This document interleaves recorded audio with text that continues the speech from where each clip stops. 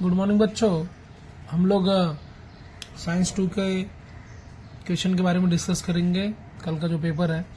तो पहले हम लोग चैप्टर वाइज इम्पोर्टेंट क्वेश्चन देख लेते हैं क्या आ सकता है वो भी। तो सबसे पहला हम लोग का जो फर्स्ट चैप्टर है, छोटा चैप्टर है, आनुवंशिकता, हेरिडिटी के बारे में है और इवोल्यूशन यानी उत्क्रांति के बारे में है। Simple chapter. तो अभी हम लोग को इसमें से जो भी परिभाषा है, प्रतिलेखन, भाषांतरण और स्थानांतरण, ये सब परिभाषा याद करना है अपने को, इसमें से पेपर में आ सकता है।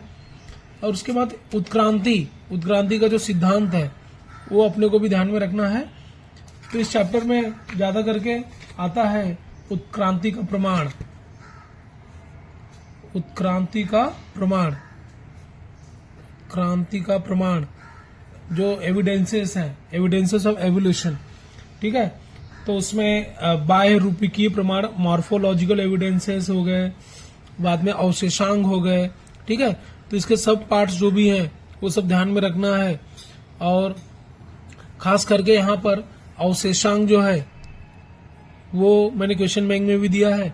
अवशेषांक क्या रहते हैं? वेस्टिजियल ऑर्गन्स, ये अपूर्ण वृद्धि वाले निरुपयोगी इंद्रिय अथवा नष्ट होने वाले जो इंद्रिय रहते हैं उसको बोलते हैं अवशेषांक। ठीक है, उसके उदाहरण ध्यान में रखना अपने को बच्चे लोग। जैसे अवशेषांक का उदाहरण है आंत्रपुक्ष, जिसको अपेंडिक्स बोलते हैं, कान के स्नायु हो गया। ठीक है, बाद में अक्ल दाढ़, अपने मालूम में दांत में एंड में अक्ल दाढ़ रहता है। ठीक है, और लास्ट में है मेरुदंड की अंतिम 4 कशेरुकाएं, मेरुदंड की अंतिम 4 कशेरुकाएं। तो ये जो है ये सब वेस्टिजियल ऑर्गन्स हैं। ठीक है, तो अपने को ये ध्यान में रखना है अवशेषांक क्या क्या होता है, उसके ऊपर परीक्षा में आ सकता है। इसके बाद जीवाश्म विज्ञान संबंधी प्रमाण, ये तो अपने को पता ही है। इसका डार्विन का सिद्धांत आता है कि डार्विन की थ्योरी तो अपने को पता ही है, उसके सिद्धांत को अपने को पढ़ना है और पेपर में आया तो अपने हिसाब से लिखना है कि जो सक्षम रहेगा, अपने आप को ढालेगा, वही यहाँ पर सजीव टिक पाएगा, रहेगा। ठीक है, लैमार्कवाद का सिद्धांत है, मैंने आपको क्वेश्चन बैंक में दिया है। ये लैमार्कवाद,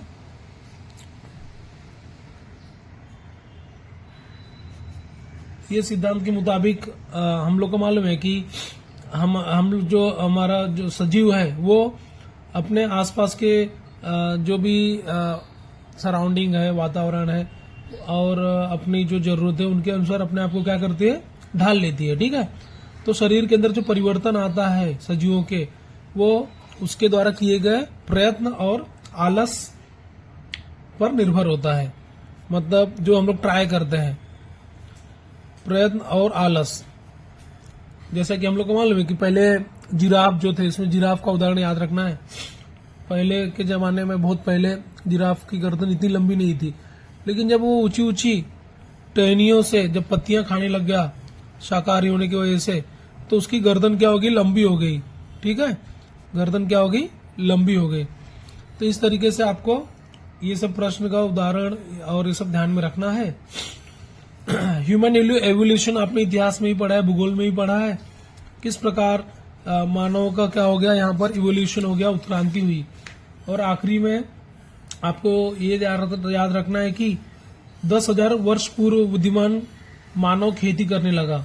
ठीक है, तो खेती कब करने लगा, मानवों ने खेती कभी स्टार्ट की है, खेती। अभी हम लोग क्या देख रहे हैं, मानवों में जो उत्क्रांति है वो। ठीक है, मानवीय उत्क्रांति। ठीक है, खेती कब करने लगा इंसान, करीब 10,000 वर्ष पूर्व, 10,000 वर्ष पूर्व खेती करने लगा। ठीक है, और उसके बाद लिखने की कला का आविष्कार 5,000 वर्ष पूर्व। लेखन कला जो रहता है, लिखने की कला, ये लगभग 5,000 वर्ष पूर्व। तो ये रिक्त स्थान में आ सकता है कि इसका आविष्कार कब हुआ। ठीक है, और 200 साल पूर्व औद्योगिक समाज की शुरुआत हुई, जो इंडस्ट्रियलाइजेशन है। ठीक है, तो ये सब चीजें हैं। आप ये चैप्टर बहुत इजी है, पढ़ लेंगे तो इजीली इसमें आपका क्वेश्चन क्या होगा कवर हो जाएगा। इसके बाद बच्चों अपने को नेक्स्ट जो ध्यान में रखना है वो है सेकेंड चैप्टर का, और सेकेंड चैप्टर का भी हम लोग डिस्कस करते हैं थोड़ा। ठीक है, सजीवों में जीवन प्रक्रिया, सजीवों में जीवन प्रक्रिया भाग 1। अभी देखो बच्चों, ये लाइफ प्रोसेस के बारे में है। इसमें आपको ग्लूकोज का विघटन, ग्लाइकोलिसिस, क्रेब्स साइकिल, ये सब साइकिल दिया है। तो जितना जब में आप उतना पढ़िए इस चैप्टर में। ठीक है, जो क्रेब्स साइकिल है, क्रेब्स चक्र, उसको जिस तरीके से भी आपने याद किया है वो पढ़िए, इंपॉर्टेंट है, आ सकता है। और उसके बाद वो जो प्रथिन का आपको दिया गया है कि भोजन के विविध घटकों द्वारा प्राप्त होने वाली ऊर्जा, उसमें प्रथिन के बारे में एक चित्र है, आपने ध्यान से देखा होगा। तो उसके ऊपर रिक्सान आ सकता है, एमसीक्यू आ सकता है। ठीक है, जैसे उदाहरण के लिए रूप में बोला त्वचा, त्वचा में क्या पाया जाता है? मेलेनिन। ठीक है, इसके बाद हड्डियां, हड्डियां में क्या पाया जाता है? ऑसिन। ठीक है, रक्त, रक्त मालूम है ब्लड, ब्लड में क्या पाया जाता है?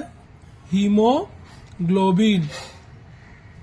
ठीक है, तो इस तरीके से आपको प्रथिन के ऊपर आधारित, प्रथिन के पाचन के बाद बनने वाले अमीनो अम्ल, ये इसका चित्र है, इसके ऊपर आधारित प्रश्न आ सकते हैं। और स्नायु में क्या पाए जाते हैं? स्नायु में एक्टिन, स्नायु में पाया जाने वाला जो है वो एक्टिन। ठीक है, तो इसके ऊपर एमसीक्यू आ सकता है 1 मार्क का। ठीक है बच्चे लोग, तो अभी इतना हो गया। अब इसके बाद कोशिका विभाजन में माइटोसिस, मियोसिस यानी समसूत्री विभाजन के जो अलग अलग अवस्थाएं हैं वो आपको पढ़ना है, समझ में आए वैसे आपको पेपर में लिखना है। ठीक है, उसमें डिटेल में नहीं जाते हम लोग। अब जो है सजीवों में जीवन प्रक्रिया भाग 2, सजीवों में जीवन प्रक्रिया भाग 2 हम लोग देखते हैं। सजीवों में जीवन प्रक्रिया भाग 2। ठीक है, तो बच्चे लोग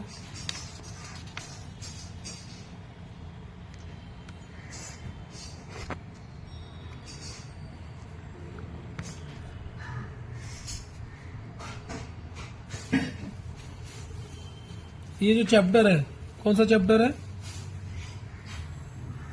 सजीवों में जीवन प्रक्रिया भाग 2। ठीक है, तो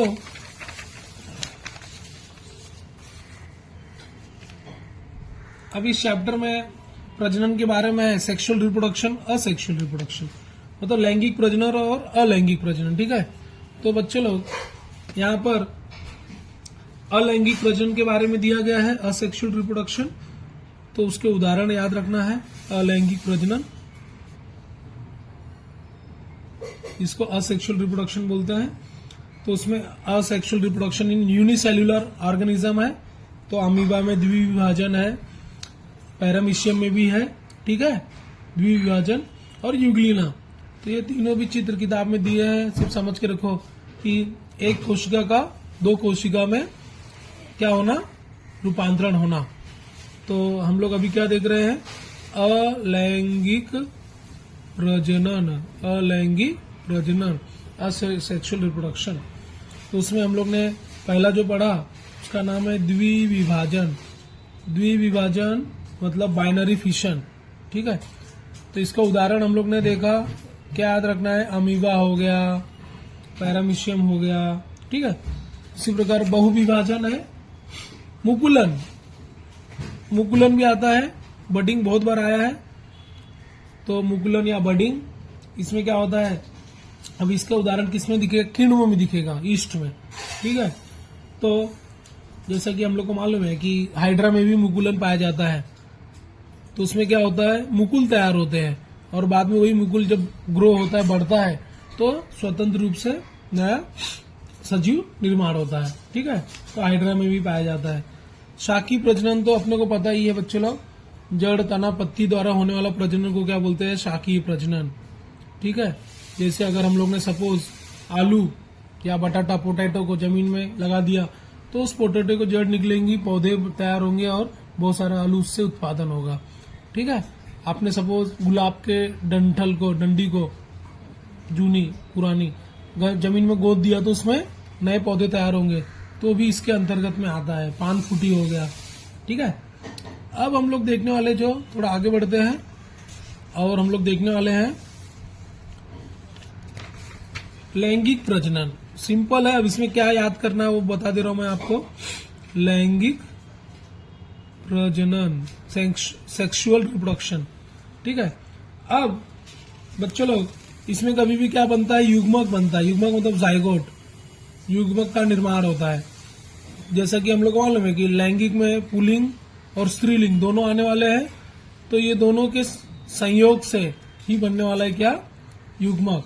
तो यहाँ पर पुल्लिंग और स्त्रीलिंग। ठीक है, मतलब जैसे अगर मानव में प्रजनन देखेंगे तो शुक्राणु और स्त्री से मिलने वाला जो डिंब है, दोनों के संयोग से बनने वाला युग्मक यानी जाइगोट। ओके, अब ये हो गया लैंगिक प्रजनन। अब वनस्पतियों में लैंगिक प्रजनन देखा जाए तो आपको एक ही याद रखना है, हिबिस्कस प्लांट, यानी जिसको बोलते हैं गुड़हल का फूल। ठीक है, तो वनस्पतियों में लैंगिक प्रजनन, वनस्पतियों में लैंगिक प्रजनन। ठीक है, लैंगिक प्रजनन तो अपने को सबसे सिंपल याद रखना है क्या? गुड़हल का फूल का।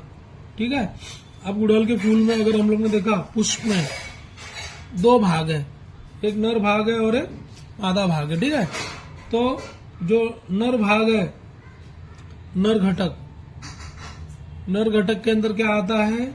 नर घटक के अंदर आता है पुमंग, पुमंग। और इसके अंदर क्या चीजें रहती है? पराग कोश और पुतंतु। और उसी के प्रकार मादा, जो मादा घटक है उसको क्या बोलते हैं हम लोग? जायांग। और जायांग में क्या क्या क्या रहता है? वर्तिका, वर्तिकाग्र और अंडाशय। ठीक है, तो इस प्रकार से ये मादा घटक हो गया, स्त्री घटक हो गया। ठीक है बच्चों, अब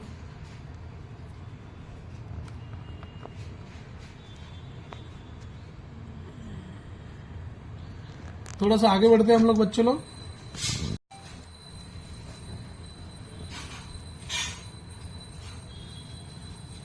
थोड़ा सा आगे बढ़ते हैं हम लोग।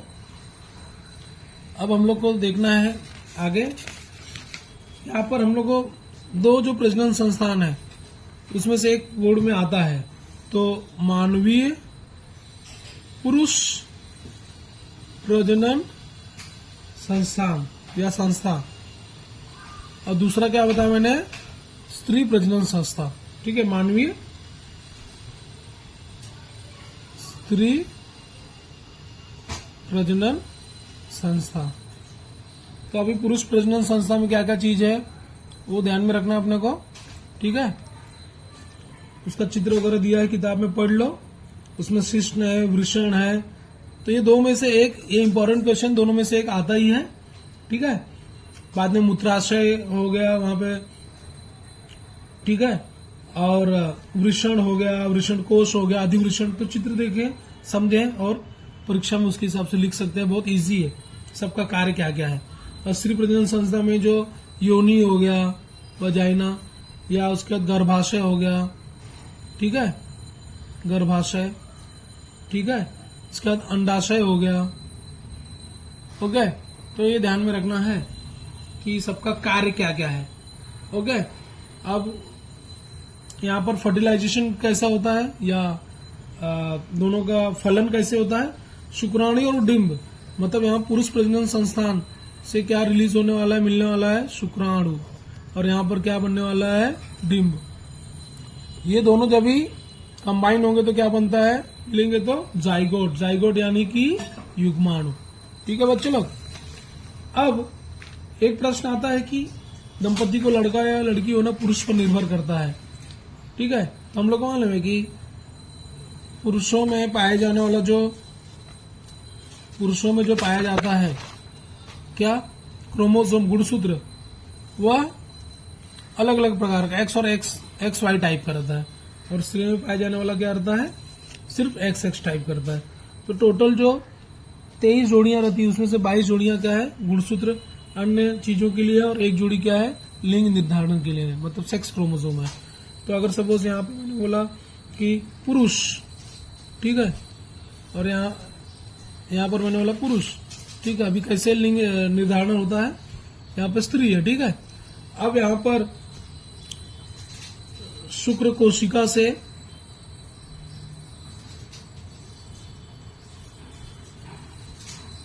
मैंने बताया 22 जोड़ी प्लस एक्स क्रोमोसोम हो गया, जो सेक्स क्रोमोसोम एक्स और वाई है, ठीक है, एक जोड़ी में एक्स, और साथ में या 22 प्लस वाई, ठीक है, स्त्रियों में लेकिन एक ही प्रकार का होता है, तो 22 प्लस एक्स। तो हम लोग को समझ में आ रहा है कि एक्स और वाई दो अलग अलग प्रकार के जो गुणसूत्र है वो किसमें पाए जाते हैं, पुरुषों में, स्त्रियों में एक ही। लेकिन जब ये कंबाइन होता है तो लड़का या लड़की जो डिपेंड है वो किसके ऊपर, पुरुष की, यहाँ पर ही डिसिमिलर यानी अलग अलग गुणसूत्र पाए जाते हैं, ठीक है। तो अगर ये यहाँ पर ये 44 प्लस एक्स हुआ तो इसको क्या बोलेंगे, लड़की, और ये अगर हो गया 44 प्लस एक्स वाई तो ये क्या हो गया, लड़का। तो इस तरीके से ये हो सकता है, मतलब ये ऐसा कंबाइन हो सकता है, या ये एक्स और वाई ऐसा हो सकता है, तो एक्स, ठीक है, एक्स वाई। तो इस प्रकार दंपति में जो लड़का या लड़की जो है वो निर्भर किस पे करता है, पुरुष पे ही करता है, ठीक है। उसके बाद मासिक धर्म के बारे में बच्चे लोग उसके ऊपर क्वेश्चन आ सकते हैं, किताब में चित्र दिया है, अच्छे से पढ़िए। थोड़ा आगे बढ़ते हैं हम लोग। अब हम लोग को देखना है यहाँ पर कि प्रजनन की आधुनिक तकनीकी, उसमें से आपको पता है कि आईवीएफ जो है इन विट्रो फर्टिलाइजेशन, इसके ऊपर 2 मार्क का प्रश्न आ सकता है। और इसमें क्या होता है कि जो प्राकृतिक रूप से फर्टिलाइजेशन होता है गर्भ में, वैसा न वो, मतलब वो प्राकृतिक रूप से प्रक्रिया न होकर के उसको कांच की नलिका के अंदर क्या करते हैं, इसको शुक्राणु और डिंब को क्या करते हैं, उसका मिलान होता है और उसको बाद में इम्प्लांट किया जाता है गर्भ में, ठीक है।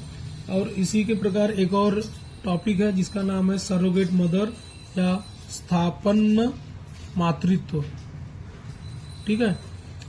तो ये यहाँ पर क्या होता है कि कुछ स्त्रियों में गर्भाशय में आरोपण नहीं हो पाता है, मां नहीं बन पाती है, तो वहां पर क्या होता है कि आधुनिक उपचार पद्धति द्वारा वो क्या करते हैं, आधुनिक उपचार पद्धति द्वारा वो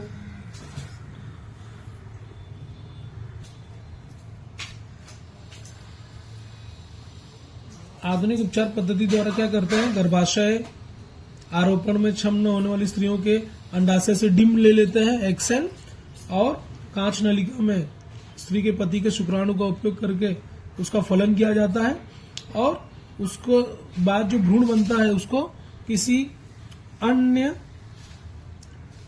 स्त्री के गर्भाशय में आरोपित किया जाता है, इम्प्लांट किया जाता है। तो ये दोनों भी इम्पोर्टेंट है, इसमें से एक आ सकता है। और जुड़वा के प्रकार एक युग्मनज और द्वियुग्मनज, ये हम लोग ने पढ़ा ही है, ठीक है। इसमें 2 प्रकार थे, हम लोग ने देखा था, एक युग्मनज और द्वियुग्मनज, ठीक है। ये 2 प्रकार के जुड़वा होते हैं, और ये उदाहरण अपने को ध्यान में रखना है, कैसे क्या होता है वो भी ध्यान में रखना है। तो एक युग्मनज और द्वियुग्मनज, तो एक युग्मज जुड़वा, एक युग्मज और द्वियुग्मज, 2 प्रकार के जुड़वा हो सकते हैं, ठीक है। अब रिप्रोडक्टिव हेल्थ, लैंगिक स्वास्थ्य, तो इसमें अपने को जो कुछ सेक्सुअल डिजीज होते हैं, लैंगिक रोग है, उसके बारे में याद रखना है। तो रोग का नाम भी याद रखेंगे तो उसके ऊपर भी आ सकता है। तो अपने को मालूम है HIV एड्स, बाद में गोनोरिया, ठीक है, एड्स, ये सब क्या है, लैंगिक रोग के प्रकार है, ठीक है। तो एमसीक्यू में आ सकता है और एग्जाम में आ सकता है। अब अगला जो पार्ट है बच्चे लोग, उसका नाम है पर्यावरणीय व्यवस्थापन। पर्यावरणीय व्यवस्थापन। तो अपने को मालूम है ये जो चैप्टर बहुत इजी है, सिंपल है। इसमें इकोसिस्टम के बारे में दिया गया है और इसके अंदर आपको जो याद रखना है कि पर्यावरण संवर्धन की आवश्यकता क्या हो। तो जनरल नॉलेज है कि पर्यावरण संवर्धन हमारी सामाजिक जवाबदारी है, क्योंकि भविष्य में अगर हमको प्रदूषण कम चाहिए, भविष्य में हम लोग को क्या करना है, आने वाली जो जनरेशन है वह सुरक्षित रहे, तो हमको पर्यावरण को संवर्धन करना आवश्यक है। ठीक है, तो उसके बारे में ये चैप्टर में पढ़ लेंगे। और अपने को ये एमसीक्यू में एक क्वेश्चन इसके ऊपर आ सकता है, वो इस तरीके से है कि पर्यावरण संरक्षण अधिनियम कब बना था। पर्यावरण संरक्षण अधिनियम, ये जो नियम है ये कब बना था, 1986। और उसी तरीके से वन संवर्धन अधिनियम एमसीक्यू में आएगा, ये तो 1980 में बना था, वन संवर्धन 1980। और पर्यावरण संरक्षण का 1986। तो यह ध्यान में रखेंगे। अलग अलग जो नियम कानून बनाए गए हैं वो कब बने थे वो ध्यान में रखना है। और ई कूड़ा अधिनियम 2011, ई कूड़ा अधिनियम यह कब बना है, 2011। ठीक है, ई कूड़ा अधिनियम 2011। ओके, तो इसका क्वेश्चन आपको कहाँ पे आएगा, एमसीक्यू में आ सकता है ज्यादा करके। ठीक है, मल्टीपल चॉइस क्वेश्चन में। फाइन, अब थोड़ा आगे बढ़ते हैं हम लोग बच्चे लोग। इस पार्ट में कुछ चित्र रहते हैं, साइकिल का चित्र बनाया है, जैसा चार्जर है और पत्ती है, तो आपको 1 मार्क का उसके ऊपर आ सकता है। जैसे साइकिल है, साइकिल का आपको ऐसा चित्र बना के दे दिया है और उसको पूछेगा कि ये क्या चीज है। ठीक है, ऐसा साइकिल बन गया है। ओके, तो ये क्या हम लोग कर रहे हैं, साइकिल चलाने से क्या हो रहा है, यहाँ पर प्रदूषण मुक्त, प्रदूषण नहीं हो रहा है यहाँ पर। ठीक है, इस संकेत का चित्र क्या है, हमें प्रदूषण नहीं फैलाना है। ठीक है, ग्रीन एनर्जी और पर्यावरण को प्रदूषित होने से बचाना है। ठीक है, ये सब लिख सकते हैं। इसके बाद ऐसे एक चार्जर का चित्र रहेगा, उसके अंदर ऐसा पत्ती बना है। ठीक है, तो ये क्या है, ग्रीन एनर्जी के बारे में है, हरित ऊर्जा। हरित ऊर्जा जैसे पवन ऊर्जा हो गया। ठीक है, तो इस सब के ऊपर 1-1 मार्क का क्वेश्चन आ सकता है, जो कि 21 में गाइड में दिया है और आपको वो पढ़ के जाना है, इससे बोर्ड के एग्जाम में आएगा।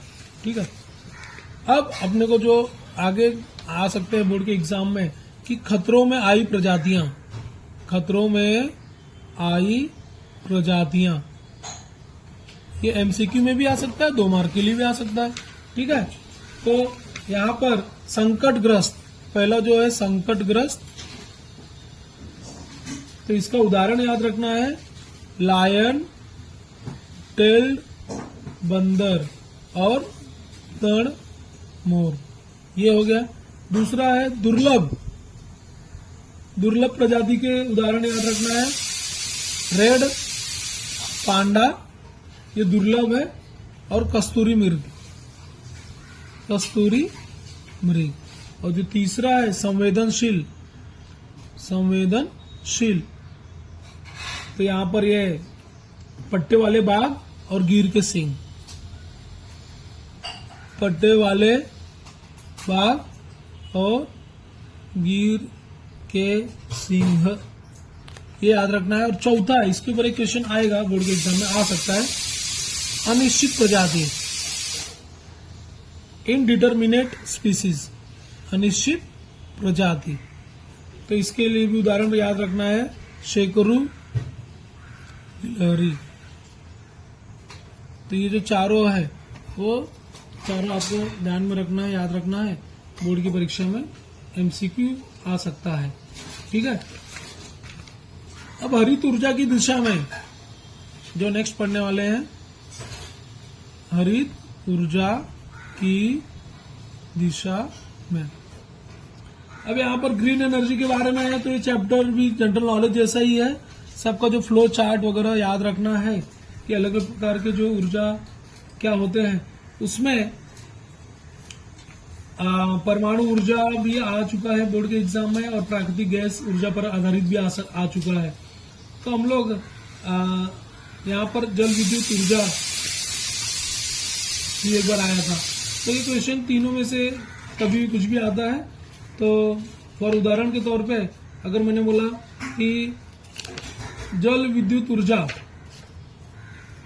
इसका फ्लो चार्ट आ गया 2-3 मार्क का, तो आपको वो चार्ट में क्या क्या चीज है वो याद रखना है। जैसे यहाँ पर उसके विविध चरण क्या है। पहला क्या है, स्थितिज ऊर्जा युक्त पानी का भंडार। क्या है, स्थितिज, पहला क्या आएगा, स्थितिज ऊर्जा युक्त पानी का भंडार। ये ऐसा बना लिया। इसके बाद एक एरो बनाने का, पानी द्वारा चलने वाले टरबाइन। क्या लिखने का, पानी द्वारा चलने वाले टरबाइन। ठीक है, ये हो गया 2। इसके बाद क्या आएगा, जनित्र, जनरेटर 3, ऐसा बॉक्स में बनाने का। और लास्ट में क्या आएगा, विद्युत ऊर्जा। ठीक है, तो ऐसा आपको दिया है, जल विद्युत ऊर्जा का दिया है, प्राकृतिक गैस का दिया है, परमाणु ऊर्जा दिया है, तो ये आ सकता है। ठीक है, और यहाँ पर जो जल विद्युत निर्मित केंद्र द्वारा निर्माण क्षमता, हम लोग को क्या याद रखना है यहाँ पर कि महाराष्ट्र में जो कोयना बांध है, इसके द्वारा 1960 मेगावाट बिजली का उत्पादन होता है। ठीक है, और उत्तराखंड में अगर देखेंगे, उत्तराखंड में टेहरी नामक स्थान जो है वह उत्पादन देती है 2400 मेगावाट। तो ये भी एमसीक्यू में ये दोनों क्वेश्चन आ सकते हैं। ठीक है, सौर ऊर्जा, तो ये चैप्टर में भी जनरल नॉलेज टाइप का, ये बहुत इजी है। अब प्राणियों का वर्गीकरण देखते हैं हम लोग, प्राणियों का वर्गीकरण। ठीक है, जो चैप्टर नंबर 6 है, प्राणियों का वर्गीकरण। ठीक है, ये चैप्टर तो ट्रिकी है, आप पहले भी पढ़े होंगे तो आपको इजीली वो समझ में आएगा। इनमें इनका वर्गीकरण दिया गया है कि ये प्राणी जो है वो कौन से संघ में है, ठीक है, कौन से प्रजाति में आ रही है, उसके अलग अलग भाग दिए गए हैं। ठीक है, तो ये जो भी प्राणी है, ये चैप्टर में अगर पहले आपने पढ़ा है तो आपको इजी रहेगा। फिर भी कुछ प्राणियों के बारे में हम लोग पढ़ लेंगे, जैसे संधिपाद प्राणी संघ है, जिसको आर्थ्रोपोडा बोलते हैं। ठीक है, छोटे छोटे टुकड़ों को उपांगों का निर्माण होता है। तो इनके उदाहरण याद रखना है, परीक्षा में कैसे भी प्रकार के आ सकते हैं। संधिपाद प्राणी, तो संधिपाद प्राणी बहुत सारे हैं, जैसे उदाहरण के रूप में तिल चट्टा, जिसको कॉकरोच बोलते हैं। ठीक है, उसी प्रकार हम लोग को मृदु कवचधारी प्राणी,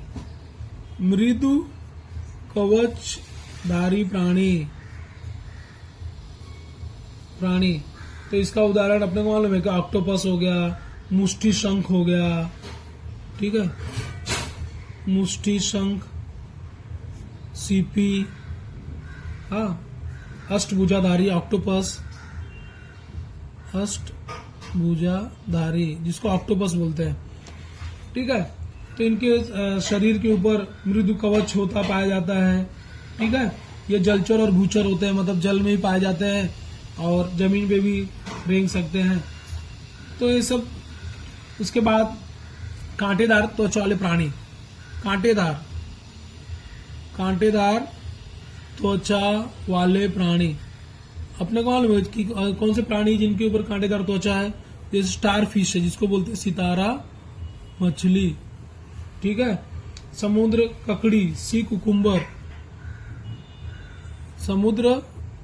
सी कुकुम्बर, सी आर्चिन, सी आर्चिन चित्र किताब में दिया गया है, आप चित्र देख लीजिए। तो इसके क्या मीन्स विशेषताएं हैं वो आपको ध्यान में रखना है, ठीक है। तो जो प्रश्न किताब में दिए गए हैं वो आपको याद रखना है, ठीक है। तो उसमें से ही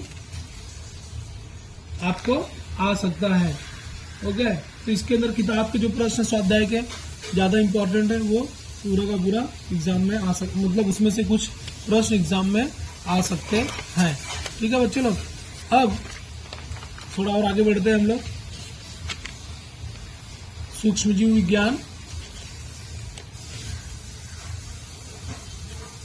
सूक्ष्मजीव विज्ञान के बारे में देखते हैं, 7वां पाठ जो है।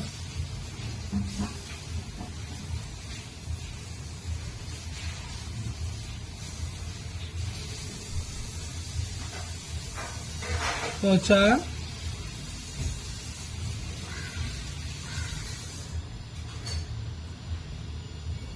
अब ये पार्ट में बच्चे लोग सिंपल पार्ट है ये। अब इसमें जो क्वेश्चन आते हैं, जैसे आ गया कि योगर्ट के बारे में आ गया, तो हम लोग को मालूम है जो हम लोग रेगुलर यूज करते हैं, योगर्ट कैसे बनता है, उसके अंदर क्या क्या होता है ना। तो योगर्ट वाला जो है वो याद रखेंगे, आपको दिया गया है पूरा, किताब में पढ़िए समझिए। उसके बाद पनीर का निर्माण, पनीर तो कैसे बनता है, उसके अंदर सूक्ष्मजीव क्या क्या डाले जाते हैं। उसके बाद सिंपल है प्रोबायोटिक्स, प्रोबायोटिक्स आजकल हम लोग छाछ लेते, उसके ऊपर लिखा रहता है कि प्रोबायोटिक्स छाछ है ना, ताक जिसको बोलते हैं। उसके बाद हम लोग को मालूम याकुल्ट नामक जो पदार्थ है वो पाया जाता है, मीन्स डीमार्ट वगैरह में खरीदते हैं। तो उसके अंदर जो सूक्ष्मजीव रहते हैं हमारे शरीर के लिए क्या रहते हैं, लाभदायक रहते हैं, ठीक है। तो इसमें इसके बाद सिरका हो गया, विनेगर हो गया, ठीक है। तो इसमें जो किण्वन की प्रक्रिया है, ये सब जो चीजें हैं वो सब अपने को ध्यान में रखना है। और साथ में इसमें सूक्ष्म जैविक प्रकीर्णव, सूक्ष्म जैविक प्रकीर्णव के बारे में अपने को, तो ये चैप्टर बहुत इजी है। ये चैप्टर आपको जितना हो सके उतना याद कीजिए, सिंपल है। और उसके जो घटक है, मतलब चैप्टर के जो जो सब टॉपिक है वो ध्यान में रखना है, ठीक है। तो सूक्ष्म जैविक प्रकीर्णव जो है उनका अलग अलग प्रकार है और उनके नाम है, वो नाम कुछ याद रखेंगे तो अच्छा है। जैसे हाइड्रोजेलिस, लाइसेजिस, ट्रांसफेरेजिस, ठीक है। तो आपको किताब में दिया है तो उदाहरण आपको याद रखना है।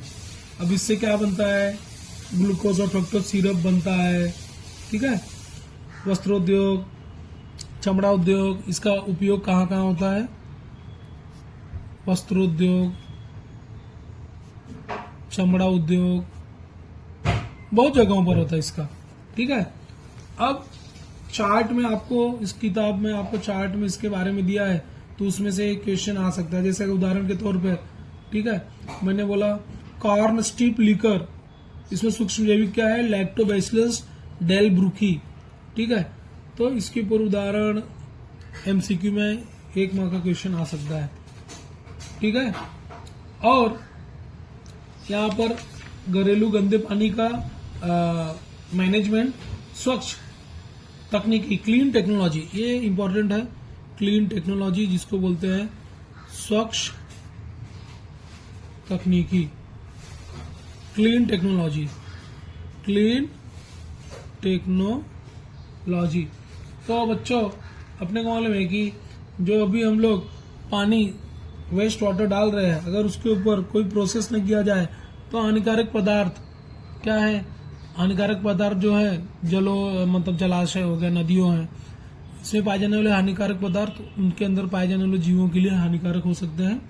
और अल्टीमेटली वह जो भी हानिकारक पदार्थ हमारे शरीर में भी आ सकते हैं, जैसे हम लोग मछली का सेवन करते हैं और जलीय बहुत सारे जीवों का सेवन करते हैं खाने में, तो आ सकते हैं। तो इस तकनीकी से क्या होता है कि पानी के ऊपर प्रक्रिया की जाती है, ठीक है। और इसमें प्राकृतिक रूप से तो होता ही है कुछ कुछ, लेकिन इसमें हम लोग क्या करते हैं, यहाँ पर हम लोग मानव निर्मित तरीके से हैवी मेटल्स को हम लोग क्या करते हैं, निकाल देते हैं। जैसे हैवी मेटल क्या होता है, जैसे हैवी मेटल हो गया, जस्ता, यूरेनियम, ठीक है, लेड, सीसा हो गया, ये सब चीजों को हम लोग क्या करते हैं, अलग करते हैं। ठीक है बच्चों, इसी प्रकार इसमें सूक्ष्म जैविक टीके जो है वो भी आपको पढ़ना है, सूक्ष्म जैविक टीके। ठीक है, तो ये चैप्टर बहुत आसान है बायो का, किताब में पढ़िए आराम से और आपको उसके ऊपर प्रश्न आ सकते हैं। अगला जो है कोशिका विज्ञान नामक चैप्टर है, कोशिका विज्ञान, कोशिका विज्ञान सेल के बारे में है। ठीक है, तो उसमें स्टेम सेल यानी मूल कोशिका, मूल कोशिका क्या है, मूल कोशिका उपचार क्या है, ये बार बार आता है कि मूल कोशिका क्या है, मूल कोशिका उपचार।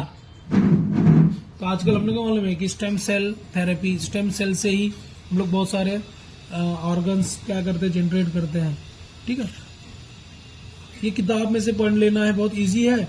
और अपने को जो मेन 2 मार्क आ सकता है, दान करने योग्य अंग जो हम लोग डोनेट कर सकते हैं।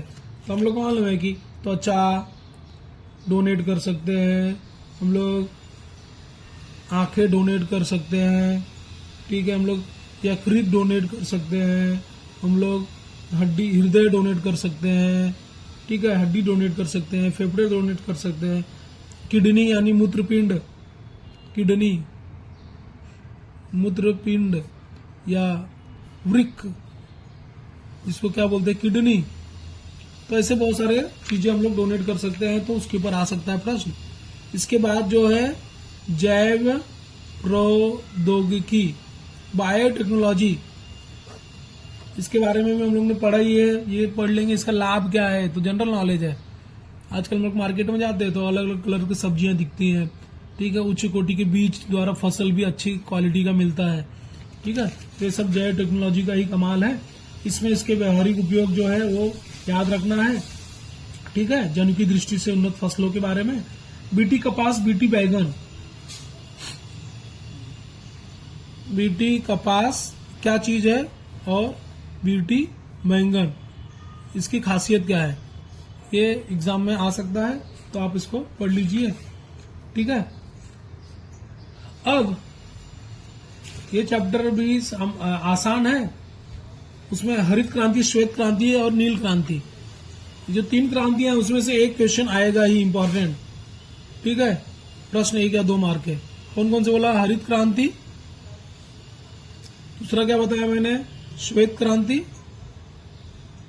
तीसरा क्या बताया, नील क्रांति। तो हरित क्रांति फसल से संबंधित है, श्वेत क्रांति दूध सफेद होता है, और जो नील क्रांति है, ठीक है, मतलब यहाँ पर पानी का उपयोग, पानी से संबंधित है, मतलब जो मछलियां हैं, हाँ, पानी के अंदर जो पाए जाने वाली कोलंबी मछली, केकड़े, ये सब जो चीजें हैं, रोहू, कटला, ये सब का उत्पादन करना और उससे अपना जो इकोनॉमी है वो सुधारना। और उसके बाद है कीटनाशक और जैविक खेती। कीटनाशक अपने को मालूम है कि अगर फसलों को अपने को बचाना है तो कीटनाशक का भी उपयोग कर सकते हैं, क्योंकि उससे कीड़े मकोड़े लग जाएंगे तो फसल का क्या हो जाएगा, नुकसान हो जाएगा। ठीक है, तो जैविक फार्मिंग आजकल जो मार्केट में ज्यादा करके चल रहा है, जैविक खेती, जैविक खेती जिसको बोलते हैं ऑर्गेनिक फार्मिंग। ठीक है, तो बच्चे लोग ये तो जनरल नॉलेज है, आपको यूट्यूब या आवाज का नॉलेज मिलता ही है, तो आपको समझ के लिखना है। चैप्टर बहुत इजी है, ज्यादा करके जनरल नॉलेज है। और औषधीय वनस्पतियां, जैसे अपने को मालूम है कि नीम, आंवला, अडुलसा, ठीक है, ब्राह्मी, ऐसे बहुत सारी वनस्पतियां हैं जो जैविक, सॉरी, औषधि हैं। इनके उपयोग क्या है हमको ऑलरेडी पता है। ठीक है, तो इस प्रकार से। और इसमें एक और टॉपिक है फल प्रक्रिया उद्योग। अपने को मालूम है कि फल के ऊपर प्रक्रिया करके बहुत सारी चीजें बनाई जाती हैं, जैसे कि अपने को मालूम है जैम खाते हैं ना, किसान जैम, ये सब टाइप का। बाद में चॉकलेट में भी बहुत सारे फ्रूट के रहते हैं, बाद में शरबत, ठीक है। तो अब ये कैसे इसका उपयोग किया जाता है, आम प्रक्रिया करके आम से अमावट वगैरह बनता है, ये सब आपको ध्यान रखना है। अब 2 लास्ट का बोनस चैप्टर है सामाजिक स्वास्थ्य, बहुत इजी चैप्टर है, सोशल हेल्थ।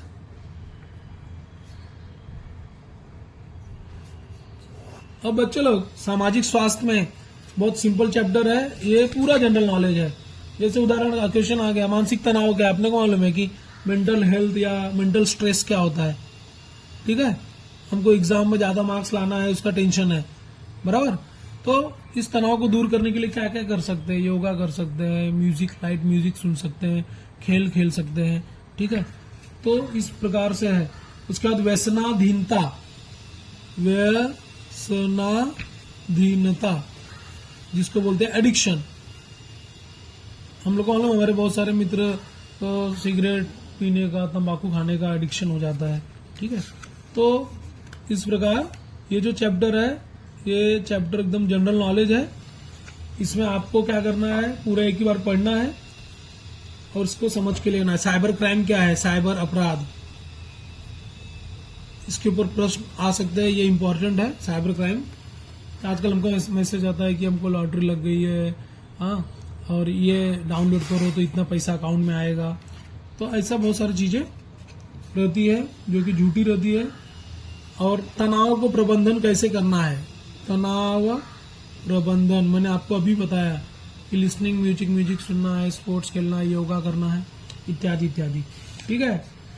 और आखिरी जो चैप्टर बच्चे लोग है उसका नाम है आपदा प्रबंधन। आपदा प्रबंधन, ये चैप्टर भी एकदम बोनस है। आपदा क्या होता है, भूभौतिक, जैविक, मानव निर्मित। जैसे अगर सपोज हम लोग को मालूम है कि नेचुरल डिजास्टर आ गया, जैसे प्राकृतिक रूप से, सपोज कहीं पे ज्वालामुखी फट रहा है, कहीं पे मान लो भूकंप आ गया, ऐसा सब क्या है, मानो नेचुरल है। लेकिन अगर सपोज मैंने बोला कहीं पे हम लोग ने आग लगा दिया, कहीं पे कुछ कचरा जला के आग लगा दिया, ठीक है, बम ब्लास्ट हो गया, ब्लास्ट कर दिया, विस्फोट, तो ये सब मानव निर्मित है। तो आपदा की वजह से क्या होता है, जन की हानि होती है, मनुष्य की हानि होती है, उनकी मृत्यु हो सकती है। साथ में आपदा की वजह से बहुत सारे वित्तीय हानि होती है, पैसे का लॉस होता है, क्योंकि घर अगर टूट गया आपका तो बनाने में पैसा जाएगा। अब उसको प्रबंधन करना, तो ये चैप्टर किताब भी पढ़ोगे तो आप इसके ऊपर लिख सकते हो। इसके ऊपर क्वेश्चन आया तो आपको पेपर में लिखना ही है, ठीक है बच्चों। तो अब यहाँ पे मैं रुकता हूँ और आप सभी को ऑल द बेस्ट। ये पेपर जो है बोनस चैप्टर है, इसमें जो भी क्वेश्चन 100 मत आएगा, खुद का लिखने का आएगा तो दबा के लिखिए, क्योंकि मार्क्स मिलेगा ही। थैंक यू वेरी मच और आप सभी को best of luck, best of luck. Okay, thank you.